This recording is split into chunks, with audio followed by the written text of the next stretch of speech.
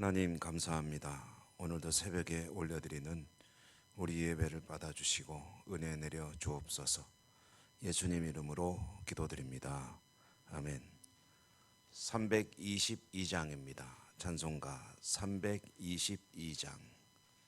통일 찬송가는 357장.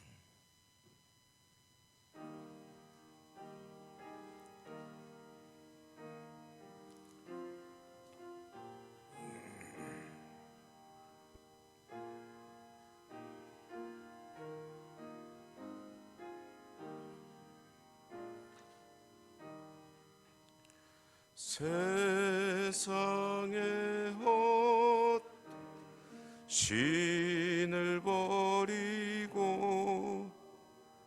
하나님 이름 높여 기리세. 온전한 백성 모두 나와서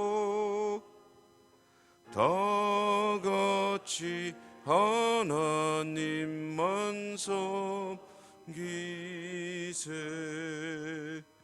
세상에 헛된 우상 버리고 인간의 모든 부귀영화와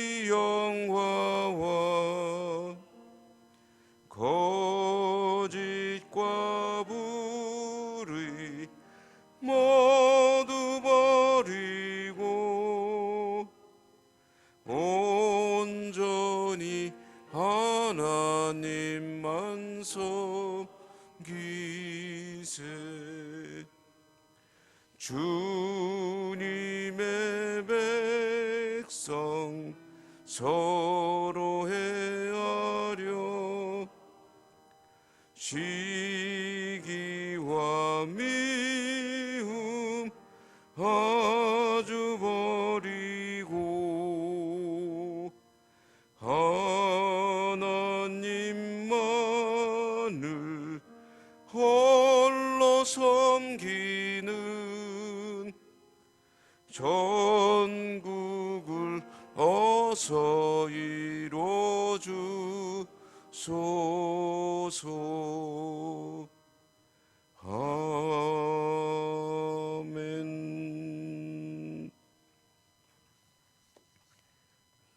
사무엘하 6장입니다. 사무엘하 6장 16절입니다.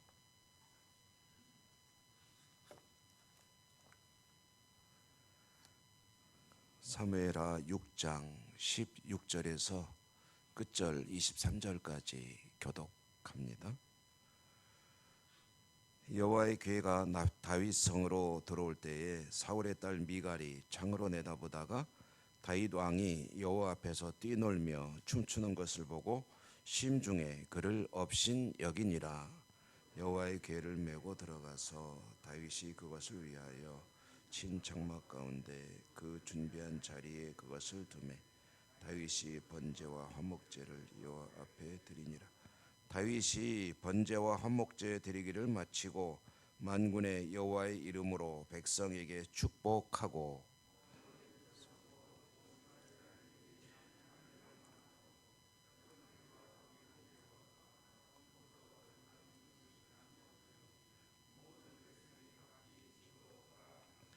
다윗이 자기의 가족에게 축복하러 돌아오매 사울의 딸 미갈이 나와서 다윗을 맞으며 이르되 이스라엘 왕이 오늘 어떻게 영화로우신지 방탕한 자가 염치 없이 자기의 몸을 드러내는 것처럼 오늘 그의 신복의 계집종의 눈 앞에서 몸을 드러내셨도다 하니 다윗이 미갈에게 이르되 이는 여호와 앞에서 한 것이니라. 그가 네 아버지와 그의 온 집을 버리시고 나를 택하사 나를 여호와의 백성 이스라엘의 주권자로 내가 여호와 앞에서 뛰놀리라. 내가 이보다 더 낮아져서 스스로 천하게 보일지라도 내가 말한 바 계집종에게는 내가 높임을 받으리라 한지라. 그러므로 사울의 딸 미갈이 죽는 날까지 그에게 자식이 없으니라. 아멘. 오늘도 주님 은혜 함께 하시기를 기원합니다.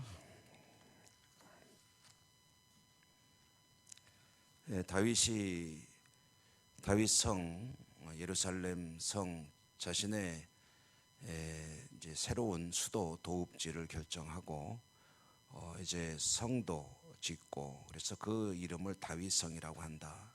오늘날에도 예루살렘에 가보면은요, 이제 다윗성이라고 해서 구분되는 지역이 있습니다.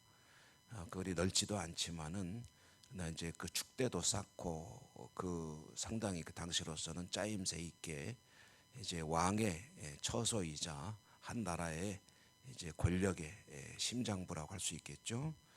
그런 다윗성을 이제 건축을 하고 그리고 하나님의 교회 언약궤를 자신의 이름으로 이루어진 다윗성으로 옮겨가는 그런 과정 중에 처음에 이제 아비나답의 집에서 그것을 옮길 때는 새로운 수레에 싣고 옮겨가다가 이제 우사가 이제 그 덜컹거리면서 떨어지려는 언약궤 하나님의 궤를 붙잡는 바람에 하나님의 진노를 사서 이제 그 자리에서 이제 죽는 그런 사고가 발생하죠. 그때 다윗은 하나님께 이제 좀 짜증스러운 반응을 보였다. 그러면서 이제 오벳 에돔이라고 하는 사람, 이 사람은 이제 이방인이었습니다. 가드 사람이라는 말은 블레셋이라는 사람이란 뜻입니다.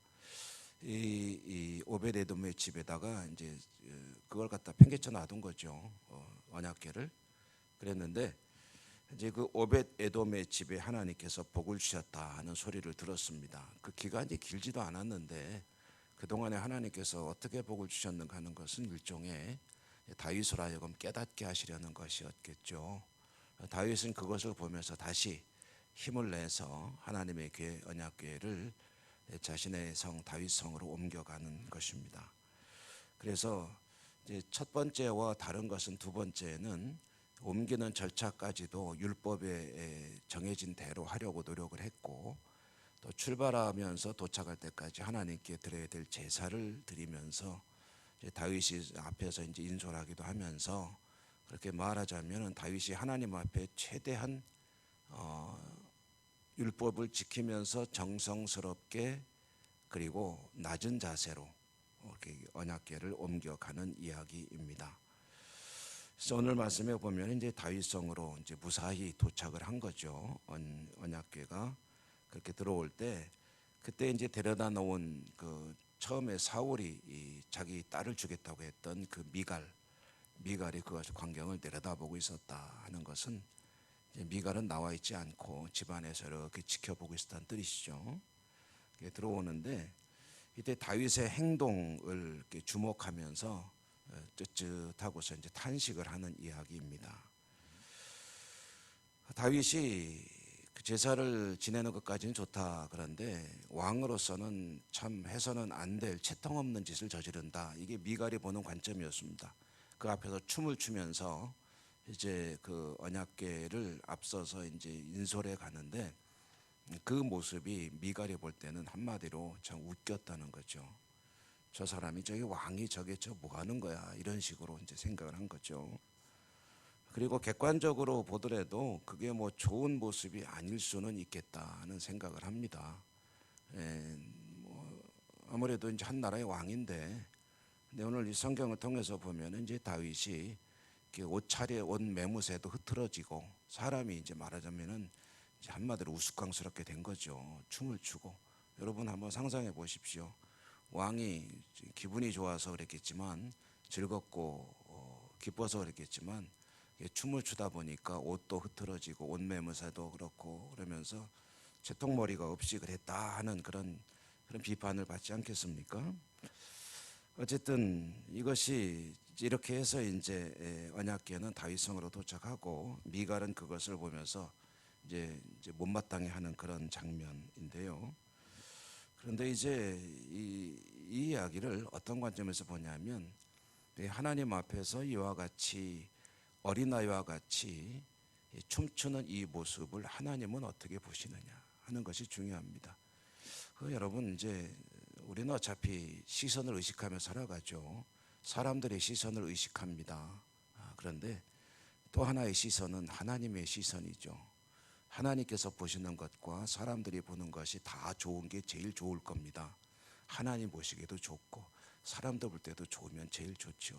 그런데 이제 하나님 보시기에는 좋은데 사람이 볼 때는 안 좋은 것, 그리고 사람이 볼 때는 좋지만 하나님 보실 때는 안 좋은 것, 이 한 가지 일을 놓고 이런 두 가지 관점으로 볼 때 어떤 쪽을 선택할 것이냐 하는 것은, 이것은 무슨 얘기냐면 한마디로 중심의 이야기입니다. 여호와께서는 중심을 보시느니라 했는데, 중심에서 하나님께서 기뻐하시면 됐다 하는 그런 마음이냐, 하나님 앞에는 조금 죄송스럽지만 사람들 볼 때 민망한 건 안 하겠다 이거냐. 사람들 보기도 안 좋고 하나님 보기도 안 좋은 거는, 이거는 당연히 해서는 안 될 일이죠. 그런데 하나님 보기에도 좋고 사람 보기에도 좋은 거는 당연히 또 추구해야 될 일인 것은 뭐 두말할 필요도 없습니다. 그런데 이제 이 엇갈리는 상황이, 이 사람이란 게 항상 그렇거든요. 살아가는 삶의 현장에서 만나는 게 다 그렇습니다. 이 누이도 좋고 매부도 좋은 거는 그렇게 많지가 않습니다. 그리고 누이도 안 좋고 매부도 안 좋은 거는 또 그렇게 많지가 않아요. 누이가 좋거나 매부가 좋거나 둘 중에 하나. 저희 이모 할머니가 계신데 그분이 그런 얘기를 했어요. 참 어떻게 보면 지혜가 담긴 글이라고 생각해요. 물 좋고 정자 좋은 곳은 없다 하는 거죠. 도시락 싸들고 소풍 나가는데 웬만하면 만족해야지. 물도 좋은데, 물이 좋은데 보니까 정자가 없네. 근데 저긴 정자는 좋은데 경치가 별로네. 이런 거죠. 물도 좋고 정자도 좋은 그런 곳이 없다. 그러면은 뭘 찾을 것이냐 하는 것은 자기가 이제 추구하는 가치가 이제 거기에서 결정이 되는 거 아니겠습니까? 다윗은 언약궤를 인솔을 하면서 제사를 드리고, 그리고 또 춤을 추고, 또 도착했을 때 백성들하고 음식을 나누었고, 이것은 주체할 수 없는 그 기쁨, 즐거움을 표현하는 그런 모습 아니겠습니까? 이 말씀을 보면서 그런 생각을 해봅니다. 하나님 때문에 이렇게 즐거울 수 있을까? 하나님의 기회를 모셔오는 것 때문에 이렇게 즐거워할 수 있을까? 마치 어린아이와 같이. 영국에서 종교개혁이 일어나면서 만들어진 것 중에 하나가, 여러분 우리가 잘 아는 소요리 문답이라는 거 있잖아요. 그 소요리 문답이라는 것이 영국에서 만든 겁니다. 영국에서 이제 일종의 교리를 이제 세례 문답을 하기 위해서 만든 게 소요리 문답이거든요. 그럼 소요리 문답의 첫 번째 질문이 인간의 제일 가는 목적이 무엇이냐? 라는 게 이제 첫 번째 질문입니다. 그럼 그 대답을 잘 해야 되는 거죠. 세례 받으려면. 그때 이제 대답이 뭡니까? 하나님을 기뻐하고 즐거워하고 영원토록 그를 기뻐하는 것이다.